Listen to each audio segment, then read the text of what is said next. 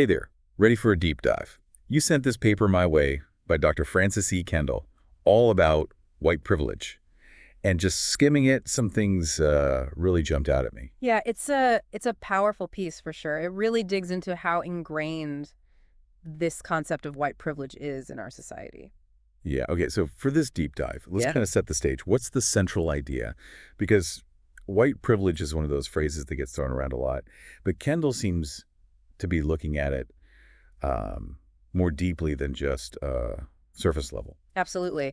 Kendall's paper looks at how this privilege isn't just an accident, but rather uh, something that's built into our systems, both historically and in the way things work today. And that's what we're going to be exploring today, how this privilege shows up, not just in big historical moments, but also in little everyday things that Mm. most people don't even think twice about. Yeah, exactly. We're going to look at those aha moments where you're like, oh, wow, I never even considered it from that angle. It's about recognizing the water we swim in, so to speak. Yeah. Okay, I love that. So first things first, how does Kendall actually define white privilege? Because I feel like there's a lot of different interpretations of what that means. Right. Kendall defines it as this built-in set of advantages that are given to people Hmm. who, by race, resemble those in positions of power. So it's about having easier access to resources and opportunities simply because of your skin color, not because you've earned it Mhm. or deserve it more, just because of your skin color. Okay, so it's less about individual good or bad actions and more about this existing system that's already rigged in a certain way. Yeah, exactly. It's like starting a game with a head start that you didn't ask for and often don't even notice you have. Right, which makes sense, especially when Kendall talks about it being like fish not Hmm. noticing the water they're swimming in. It's just their normal. It's a perfect analogy. Right. And here's where it gets even more interesting. Kendall argues that this system wasn't created by accident. Throughout history, specific decisions and actions were made that deliberately benefited white people, sometimes at the expense of others. Mm. So are you saying it's not just about things that happened a long time ago, but those past events Hmm. actually created the foundation for the inequalities we see today? Precisely. Cause and effect, but on a societal scale. Mm. Kendall uses powerful examples like the way the U.S. Constitution was written to protect slavery, Right. or the forced removal of Native Americans from their land. These weren't just isolated incidents. They were deliberate choices that shaped the course of history and continue to affect things today. Wow. I hadn't thought about it like that before.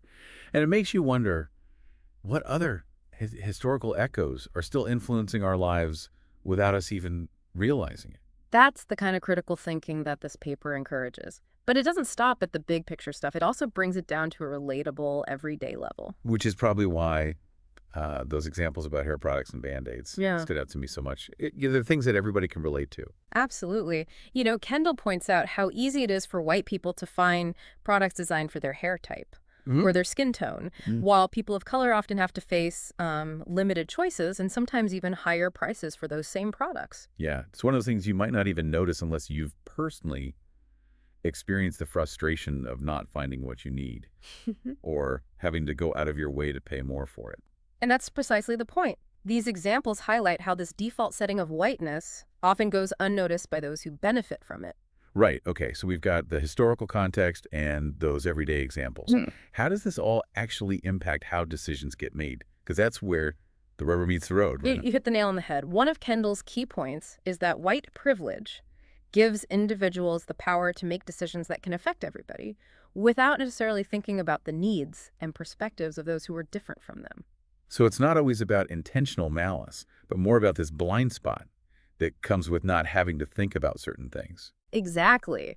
Kendall tells a story about a group planning a diversity conference, and at first, they forgot to include people of color in the planning process. Yeah, They wow. had good intentions, but their default perspective led to a pretty big oversight. It's like that saying, you don't know what you don't know. Huh? But in this case, it's more like, you don't have to know what you don't experience. That's a great way to put it. And it's this lack of awareness that can lead to decisions that unintentionally perpetuate inequality. So it's not just about individual bias. It's Yeah. also about this collective blindness to how systems are set up to benefit certain groups. Precisely.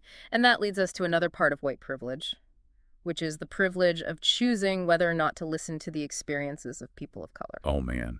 That one really hit me. Yeah. I mean, how often do we see people of color sharing their stories Yeah. only to be met with, dismissal or even outright hostility. Yeah, it's heartbreaking, and it speaks to this power dynamic at play. Yeah.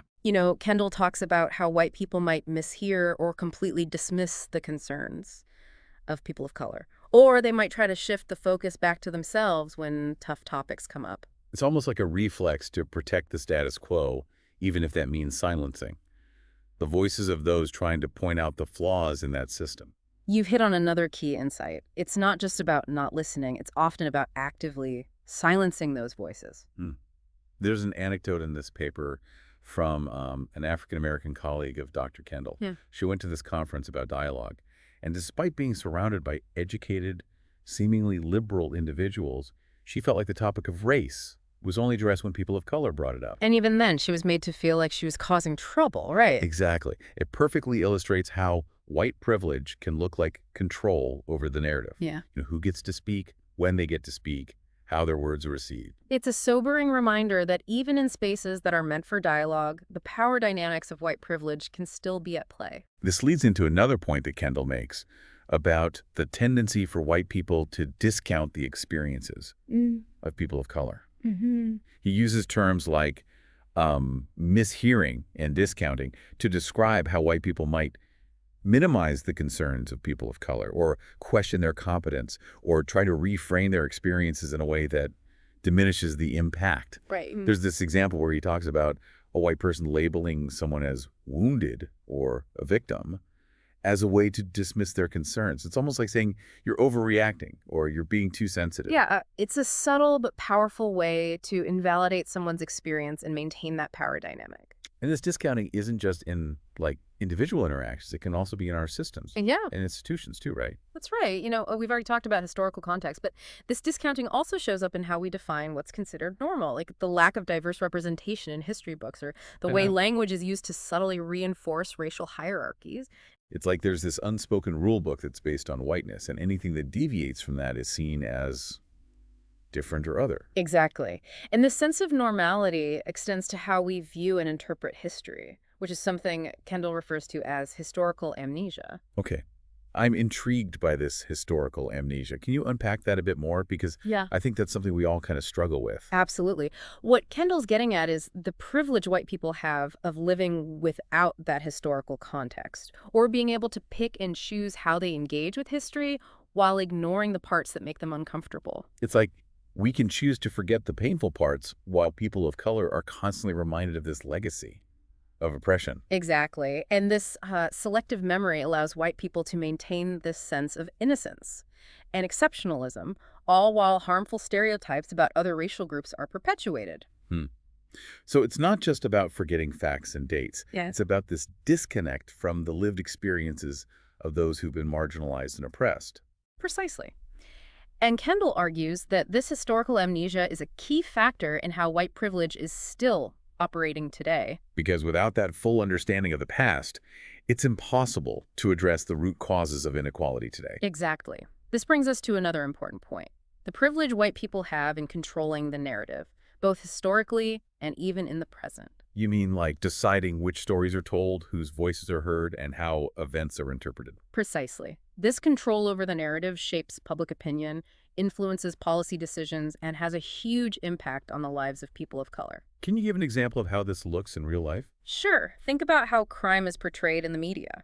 Studies have shown that Black people are way more likely to be shown as criminals, while white people are more likely to be portrayed as victims. Oh, wow. Yeah, I see what you mean. That kind of skewed representation definitely reinforces harmful stereotypes and adds to that implicit bias we all have. Absolutely. And it has real-world consequences. Things like racial profiling by law enforcement and harsher sentencing for Black defendants. So this control over the narrative isn't just some abstract concept. Yeah. It has a real impact on people's lives. Exactly. And Kendall argues that challenging this control is a major step in dismantling white privilege. So we need to be more critical of the information we consume and the stories that we tell ourselves about the world. Precisely. And we have to be intentional about amplifying the voices and experiences of those who have been historically marginalized.